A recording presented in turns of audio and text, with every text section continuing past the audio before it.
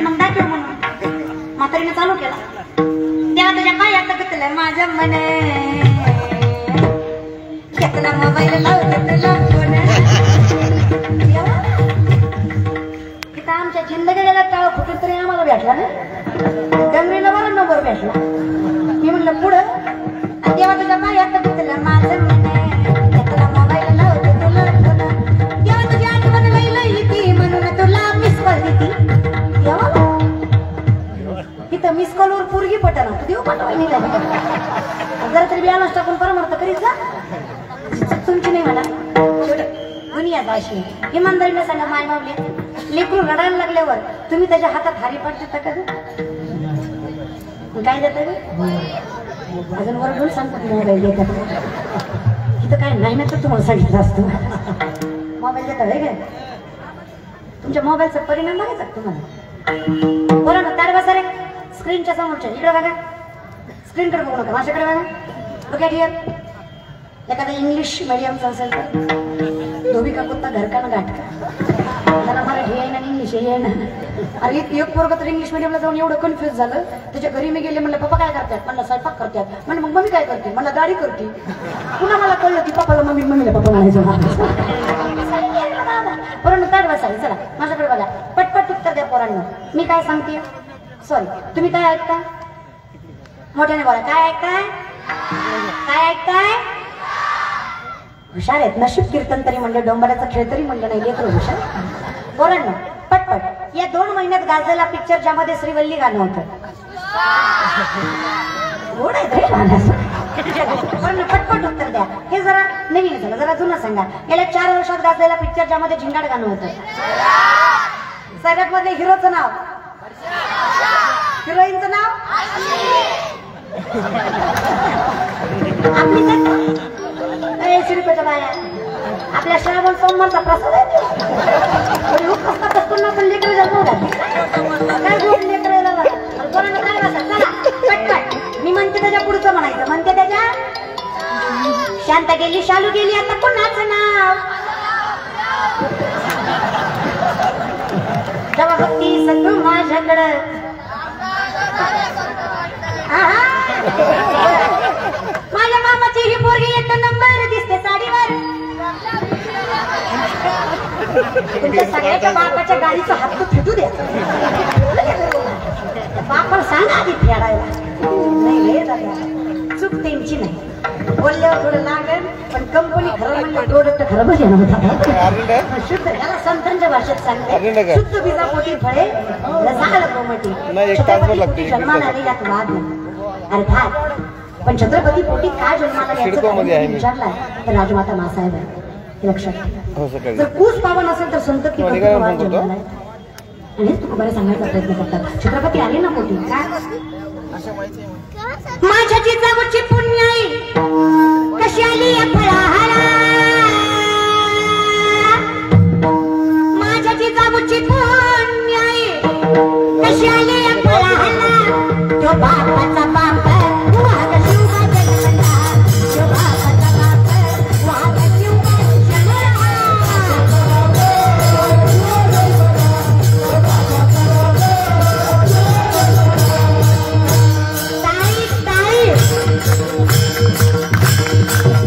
ज्यांना छत्रपती शिवरायांचा स्वाभिमान आहे हिंदू धर्माचा अभिमान आहे अशा प्रत्येक जण टाळ्या वाजवून उभा राहिले. पुढची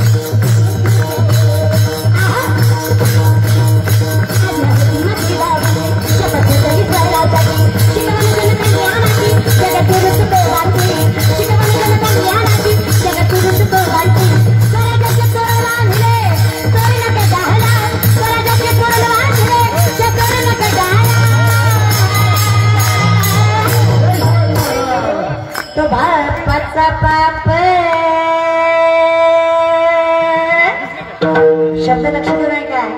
काही काही माणसं म्हणतात छत्रपतीचं नाव घेतलं गेलं तू येते काय, भांडवल करते काय. अरे याच जिजाऊ ज्यांनी उजळल्या स्वराज्य ज्योती आणि याच जिजाऊ ज्यांनी घडवले राजे शिव छत्रपती. त्यो भाताचा पाप वाहक शिवपा जन्म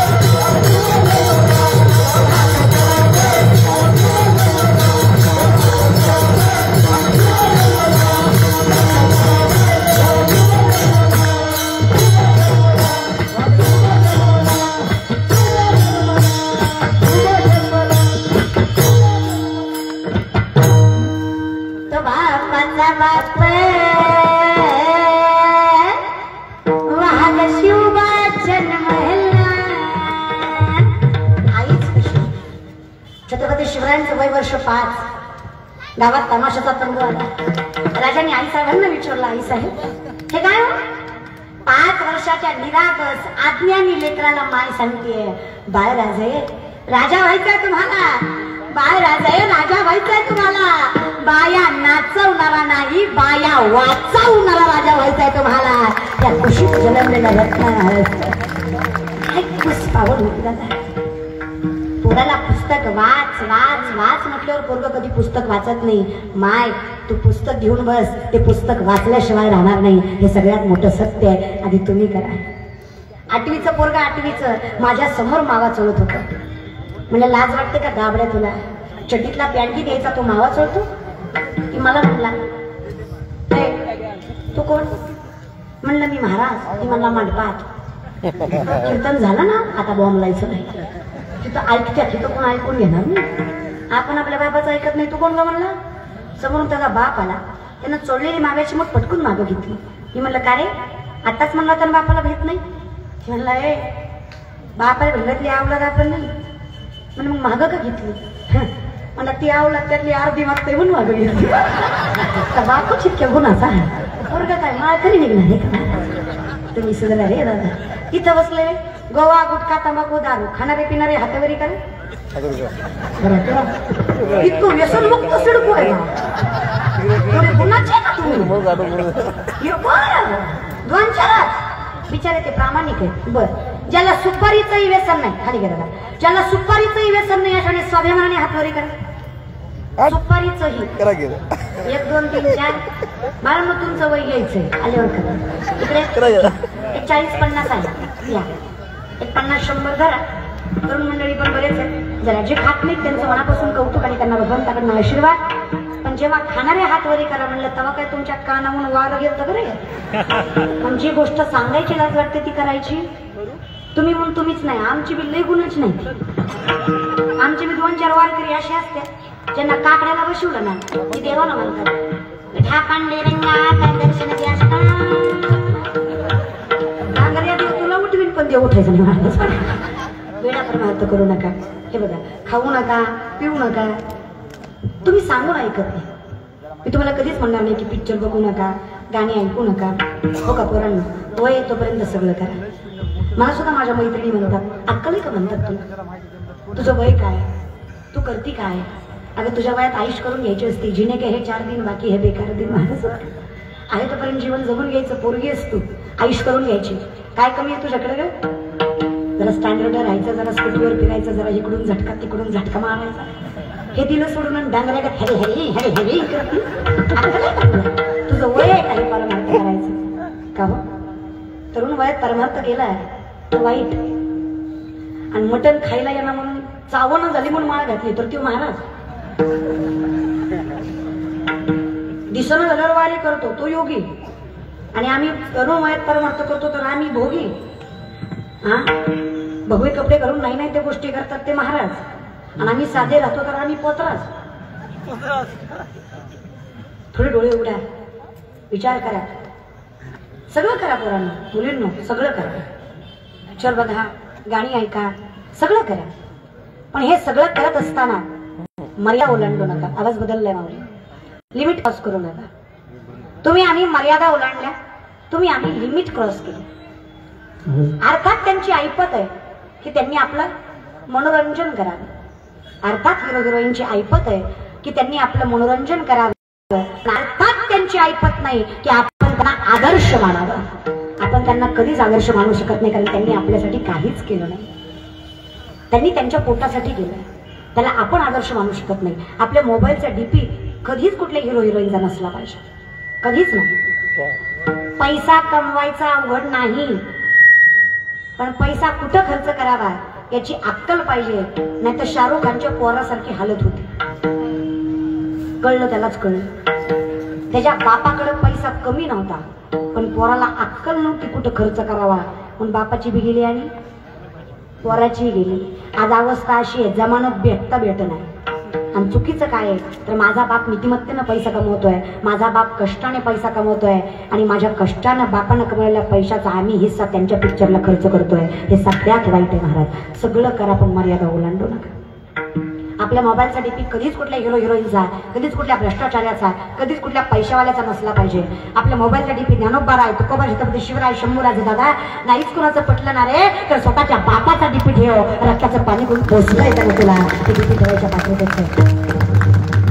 विनंती माझ्या तरुण मंडळीला, थोडे जागे व्हा. वाईट नाही येत तुम्ही. तुमच्या इतकी जिद्द, तुमच्या इतकी निष्ठा कुणाच्यात नाही. विवेकानंद स्वामी सांगतात आमचा देश तरुणांचा आहे आणि या देशामध्ये तरुण जास्त आहेत. भारत हा तरुणांचा देश आहे. सगळ्या देशांपेक्षा जास्त तरुण भारतात आहे आणि तरुण म्हणजे देशाला तारून नेणारा. विवेकानंद स्वामी सांगतात. थोडे जागे व्हा रे दादा, वाईट नाही. 2-4 बोटावर मोजणे इतकी पोरं वाईट सोडली ना दादा. अरे कौतुक वाटतं त्या पोरांचं जे सत्यामध्ये पंक्ती वाढायला असतात. अरे कौतुक वाटतं त्या पोरांचं जे चांगल्या कामामध्ये आपला हातभार लावतात. अरे कौतुक वाटतं त्या पोरांचं जे कीर्तनात टाळ घेऊन उभं असतात. अरे कौतुक वाटतं त्या पोरांचं जे स्वतःच्या हिमतीवर मायबापाला जगवतात. अरे कौतुक वाटतं त्या पोरांचं अर्धा 1 इंच छाती कमी पडली म्हणून माझा भाऊ पाठी 3:30-4 ला उठतो, गावाच्या फेऱ्या मारतो, शरीर कमावतो, पण स्वतःच्या रक्षणासाठी नाही, देशाच्या संरक्षणासाठी. अरे कौतुक वाटतं त्या पोरांचं. अरे कौतुक वाटतं त्या पोरांचं जे पाकिस्तानच्या बॉर्डरवर छत्रपती शिवायांचा पुतळा उभा करतात. अरे कौतुक वाटतं त्या पोरांचं दादा. का वाटू नये? अभिमान आणि स्वाभिमान करावा अशी तरुण मंडळी माझ्या महाराष्ट्रात. आजही असे मावळे जे गड किल्ल्यांना स्वच्छ करायला स्वतःचा देह शिजवतात, पण तिथं अशी काही नालायक आहेत जे गर्लफ्रेंडला घेऊन गडावर जातात. वर जाऊन तिला काय येते सांगता रे? तुमच्या बापाची इस्टेट आहे का गड किल्ले? का तुमच्या आजानं सातबारा लिहिला होता तुमच्या नावावर? अरे त्यातला एक दगड रक्ताने माखलेला आहे. माझ्या मावळ्यांनी प्राण पणाला लावलाय तेव्हा ते गड किल्ले जिंकले गेले. लाज वाटत नाही का रे? असं दगडावर दिल काढता, त्या दिलात असा बाण काढता. तो बाण तुला घातला पाहिजे, तू भेट फक्त मला. आणि त्या बाणात येतो सुशील वसे सुशीला तिला घाल चुलीला भेट ठेवलेला. लाज वाटू दे जरे जीवाला, जरा तरी सावधास. अरे तुमच्या धर्माचं पालन करणे, पाखंड करणं ह्याची आम्हा करणे काम हे कर्तव्य आहे आपलं.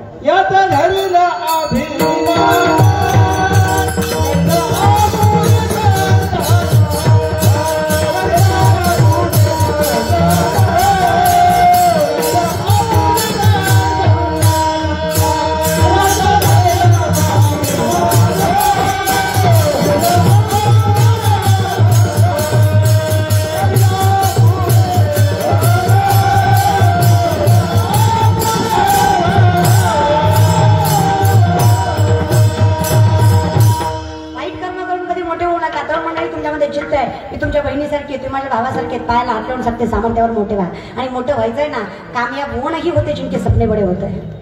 कामयाब वो नहीं होते जिनके सपने बड़े होते हैं. कामयाब वो होते हैं जो अपने सपनों पे आड़े होते हैं. जिंकतं असंच तर मोठे व्हावे. लक्षात ठेवा, मोठं व्हायचंय तुम्हाला.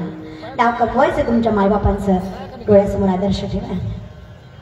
आम्हाला पैशाच्या पुढे आदर्श, नीतिमत्ता, धर्म काही दिसत नाही. पैसा काय खरंय म्हणा, मी पण कोणाला नीतिमत्ता शिकवायला लागले? 500 हजारावर मतदान करणारे आपल्या जाती आपल्याला नीतिमत्ता कळणार आहे का? आपण पैशाच्या पुढे माणूस कोण आहे हे सुद्धा बघत नाही, फक्त पैसा बघतो. अरे पैसे पायी आपण गावात असा सरपंच केला ज्याला सोयी सुद्धा येईल, तो अंगठा मारू मारू व्याजा. मास्तर म्हणला सरपंच झेंडा वंदन, सरपंचाला राष्ट्रगीत पाठ नाही, हे करून उभा राहिलो. मास्तर म्हणला सरपंच झेंड्याची दुरी वाढा, सरपंच देशप्रेमी नव्हता, देशी प्रेमी होता.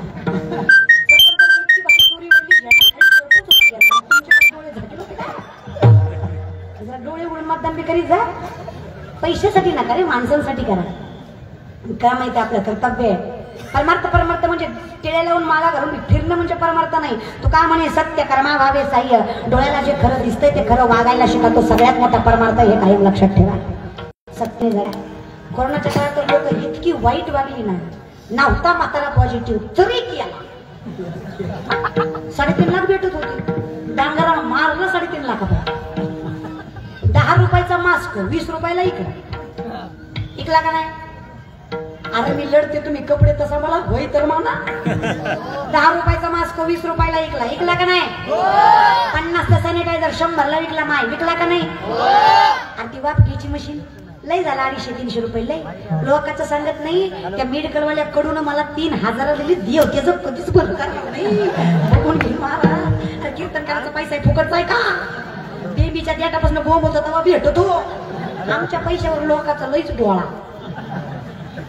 दीड तासच वरून जाते, पण पाहिजे तेवढे घेऊन जाते ती. सोबत फिरून बघा.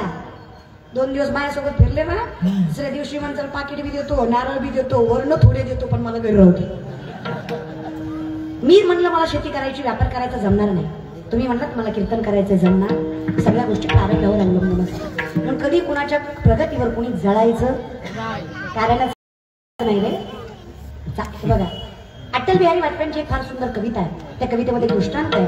एका जंगलाला आग लागलेली असते, सिंह, हत्ती, घोडे सगळे पळून जातात. एक छोटीशी चिमणी चोचीमध्ये पाणी घेते, जंगलाची आग विझवायला निघते. लोक हसतात. लोक अक्कल आहे का तुला म्हणतात?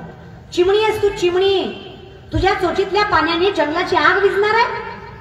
प्रॅक्टिकल विचार करा, विझणार आहे? अर्थात नाही. चिमणी गोड उत्तर देते. चिमणी म्हणते खरे दादा तुझं, माझ्या चोचीतल्या पाण्याने जंगलाची आग विझणार नाही, पण जेव्हा केव्हा जंगलाचा इतिहास लिहिला जाईल ना, तेव्हा माझं नाव आग लावणाऱ्यात नाही, आग विझवणाऱ्यात असेल. आणि ते सगळ्यात जास्त महत्वाचं. आपलं नाव लोकांना बदनाम करण्यात नाही, लोकांना मोठं करणाऱ्यात असलं पाहिजे. आपलं नाव सत्ता बंद पाडणाऱ्यात नाही, सत्ता करणाऱ्यात असलं पाहिजे. बरं काय? आता एवढा सुंदर कार्यक्रम आमच्या सतीश दादांनी केला. अख्खं गाव चांगलं म्हणणार, पण 2-4 खोट बोलणारच. सगळंच गाव काय रामाचं नसतं, 2-4 रावणाची असते. सगळं गाव चांगलं म्हणणार, पण त्यांच्या ना त्याचं काय असतंय? आता इलेक्शन जवळ आलंय, थोडं करायचंच असते महाराजला. त्याचं काय असतंय? हाय पैसा तर कुठतरी खातायचा. अरे पैसा सगळ्याकडेच आहे. कोण गरीब आहे कलियुगात? का मी गरीब आहे का तुम्ही गरीब आहे? सगळ्याकडे पैसा आहे, पण सगळ्यालाच पैसे खर्च करायची अक्कल. त्यांना बोलवायचंच असतं तर माझ्या दुसरी एखादी पोरगी बोलवली असती, ह्याच्यापेक्षा दुप्पट जमलं असतं. कळलं? त्यालाच कळलं. लय समजून घ्या झोडा. पण त्यांना कळतंय की माझ्यासाठी हिताचं काय आहे, किंवा माझ्यापेक्षा जनतेसाठी हिताचं काय आहे.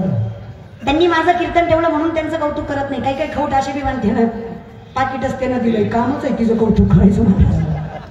ऐका बरं, काही लक्ष देऊन ऐका रे. सतीश दादांनी माझं कीर्तन ठेवलं म्हणून त्यांचे कौतुक करत नाही, पण त्यांनी शिवजयंतीला कीर्तन ठेवलं म्हणून त्यांचं कौतुक करत. कीर्तनकार कोण आहे? त्याच्यापेक्षा कीर्तन आहे हे जास्त महत्वाचं आहे. आणि त्या माणसाची माणुसकी बघा. साधी गोष्ट आहे, माझं ऑब्झर्वेशन नाही, थोडं जास्त आहे, पण मी समाजामध्ये फिरते. एक साधी गोष्ट आहे, कीर्तनातली गोष्ट आहे. दादा इथं बसले होते, कीर्तन ऐकायला बसले होते, परंतु समाज वाढतोय आणि समाज वाढतोय ही गोष्ट त्यांच्या लक्षात आली. त्यांना उठवता आलं असतं, 10-5 माणसं उठवूनही काम झालंच असतं, पण तो माणूस स्वतः उठला आणि तिथं जाऊन चटाया टाकल्या. ती आत्मीयता त्यांची. आणि ज्या कार्यकर्त्यांच्या मते समाजाविषयी एवढी आत्मीयता नाही, अरे त्याच्या पाठीमध्ये किती पण शत्रू असू द्या, भगवंत त्यांच्या पाठीशी. आसमान में जितने सितारे हो उतने भी अगर शत्रु हो, उनका बाल न बाका हो, क्योंकि उनके साथ हरि हो. कारण भगवंत सोबत आहे ना महाराज. काळजीच करू नका दादा, जे मनात आहे ते होत असतं. आत्मीय राजकारणाविषयी सुद्धा आत्मीयता असली पाहिजे, तर राजकारण सुद्धा सिद्धीला जातं. नुसत्या उड्या मारल्या ना, आता उड्या मारलं तुम्हाला कळतं महाराज, नुसत्या उड्या मारल्या तर होत. आत्मीयता पाहिजे, निष्ठा कुठल्याही कार्याविषयी. आपलं कसं आहे, आपल्याला वाटतं आज मी कार्यकर्ता झालो की उद्या आमदार झालो पाहिजे. होतं का असं? धीर धरा रे, संयम पाळा, जिद्द ठेवा. आपलं कसं झालंय, एक माणूस माझ्याकडे आला म्हणला, ताई मी एक झाड लावलंय, रोज पाणी घालतो, रोज खत घालतो, पण झाड काही वाढत नाही. मी म्हणलं मूर्ख आहेस का तू? आता पाणी घालतो, खत घालतो म्हणल्यावर झाड वाढलं पाहिजे ना. झाड वाढायला अजून काय लागतं? पाणी आणि खत. म्हणलं बरोबर आहे ताई, बघा ना मी रोज पाणी घालतो, रोज खत घालतो, रोज उपटून बघतो किती वाढलंय, तरी वाढत नाही. आता मला तर काही कळलं नाही, तुम्हाला कळलं काय? वाढेल का? वाढेल. जर प्रत्येक वेळेस तुम्ही स्वतःचीच परीक्षा घेत असाल की मी मोठा व्हायला पाहिजे आणि त्याच्याविषयी तुम्ही चुकीचा पाऊल टाकत असाल, तुम्ही मोठे नाही होणार. देवा थोडी जिद्द ठेवा. झाड लावलंय ना, त्याला थोडा वेळ द्या, त्याला ऊन वारा सहन करू द्या, आणि मग बघा की त्याचं मूळ किती वाढलंय. तुम्ही पटकन जर त्याच्या मुळात शहात घालत असाल तर अर्थात काही मिळणार नाही. उद्यमेन ही सिद्धंती कार्याने मनोरथ आहे, नाही सुप्तस्य सिंहस्य प्रविशन्ति विक्रमगः. कुठलंही कार्य सिद्धीला न्यायचंय मनात ठेवून चालत नाही, कर्म त्या दिशेने लागतं. झोपलेल्या सिंहाच्या तोंडात स्वतःहून हरिण जा, त्याला स्वतःची भूक भागवायची म्हटल्यावर पळावं लागणार आहे, आणि हरणाला जीव वाचवायचा म्हटल्यावर धावावं लागणार आहे. तसंच करत साधू सोपं आहे. मग तुकोबा काय त्यांना म्हणतात सात्विक, त्यांना हिताचं म्हणतात ज्यांना हित कळालं. आणि हे हित कधी कळतं? जेव्हा मायबाप गुणवान असतो. पूर्वजापासून आलेला आहे, बहुत सुकृताची जोडी म्हणून विठ्ठल या. म्हणून तुकोबाराय विचार करताना छत्रपतींचा किंवा एखाद्या सात्विक लेकराचं करत नाही. तुकोबाराय कौतुक करतात, पण कुणाचं करतात?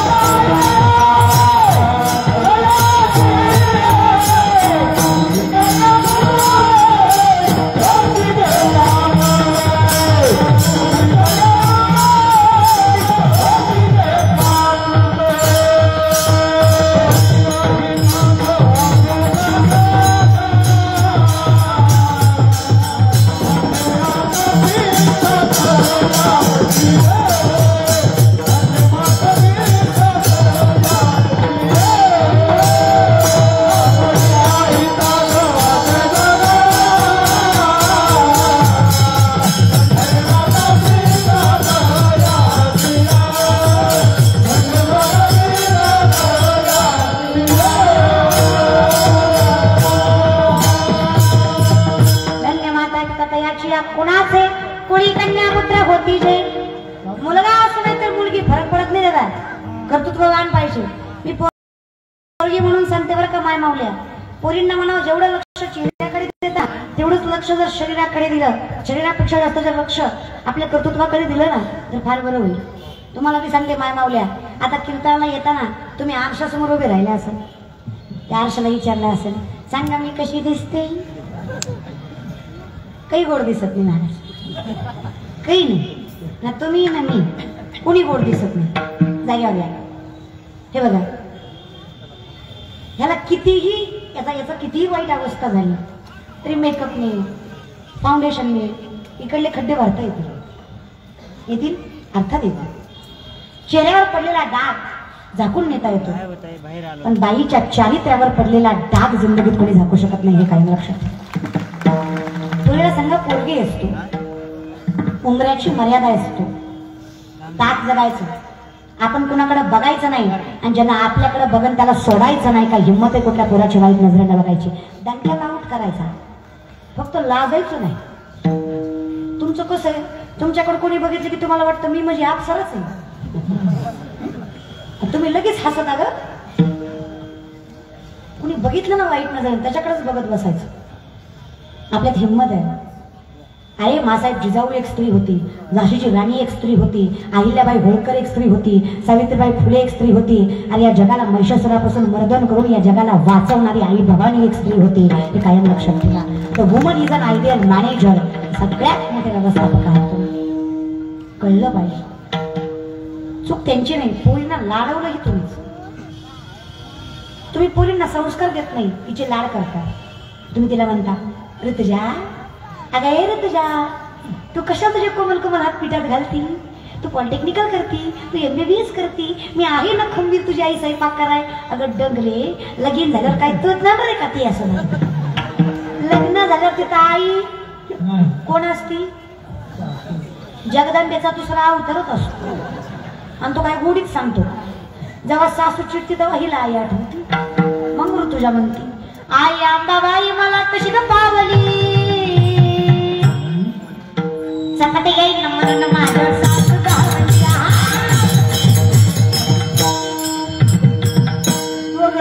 वाजू. त्यातली एखादी उठली तर कीर्तन मला पडत. पांढरं पावलं तर काय टेन्शन नाही, पण माय पावता का म्हणे अंगात येत नाही असं माझं म्हणणं नाही. येत असं नाही येऊ.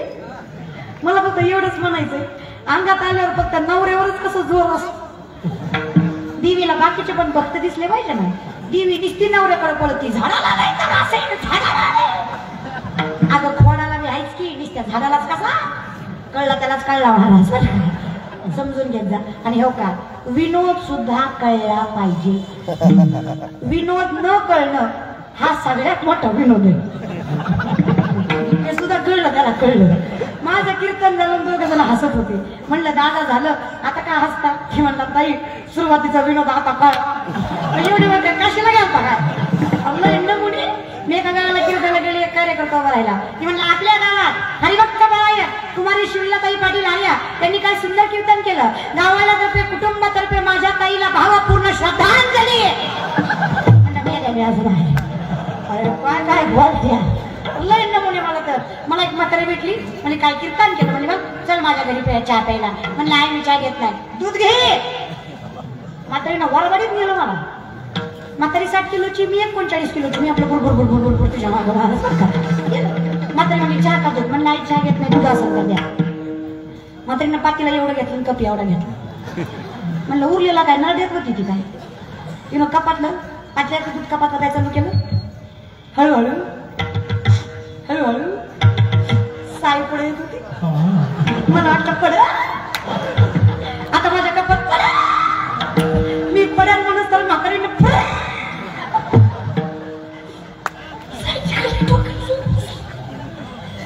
मी म्हणलं तर नाही भेटली तर नाही भेटली, एवढा काही विचार करायचा. पण मी विचार काय केला, ज्या म्हातारीला दात आहे तिनं फुकलं तर बरं. जिचा हात लगावरी का झालं तिनं जर म्हातारीचं सगळं अमृत तुझा, आणि अमृत तुलने तुझ महाराज चहा दुधच भात घेता महाराज. माझ्या तुला चहाही नको, दुधही नको मला. लोक काय पाहून चार करत्या लोक. हा मला तर इतके शानी लोक अशी आहेत दादा, सरळ सांगून ऐकत. अकबर आणि बिरबल होता. लक्ष ठेवा, तुम्ही शहाणे फक्त कळलं पाहिजे बरं का. अकबरानं बिरबलाला प्रश्न विचारला, एकादशीला चतुर्थी आली तर कशानं सोडायची? आता ज्याला कळला त्याला कळला. ही वार करायला कळतो कारण एकादशी वार करी करते तरी बी सांगा काय कळलं तुम्ही सांगा काय कळलं हे हुशार आहेत रे दादा जरी जोरदार टाळ्या मारा हुशार आहे दादा चला एकादशीला चतुर्थी येतच नाही चकारात्मक येत 4 दिवसाचं अंतर असतं कमीत कमी येत मग हेच उत्तर अकबराने दिलं बिरबलाने दिलं राजा हो येत नाही अकबर म्हणला आली तर हे आपल्या जाती मी प्रेमाने सांगते दारू पिऊ नका की मला म्हणतो पिली तर एक तर ना म्हणून लय बेकार मी म्हणलं दादा तुझी बायको माझ्यापाशी येऊन म्हणली घराचं सगळं वाटोळ झालेलं का कशामुळे वाटोळ केला तुझी बायको फाटकी साडी नेसते तुझ्या लेकरं नीट शिक्षण घेऊ शकत नाही तुझ्या एका व्यसनामुळे घराचं वाटोळ झालं आणि नको दारू पिऊ ती म्हणला कशामुळे वाईट वाईट कशामुळे थांब तुला सांगते एक दारूचा ग्लास घेतला एक दुधाचा ग्लास घेतला एक लाईटीचा किडा घेतला दुधाच्या ग्लासात टाकला 1 मिनिट ठेवला मी आला तीच किडा दारूच्या ग्लासात टाकला एका सेकंदात मी आला म्हणलं बघ किती दारू वाईट आहे ती मला म्हणला तू इडी म्हणला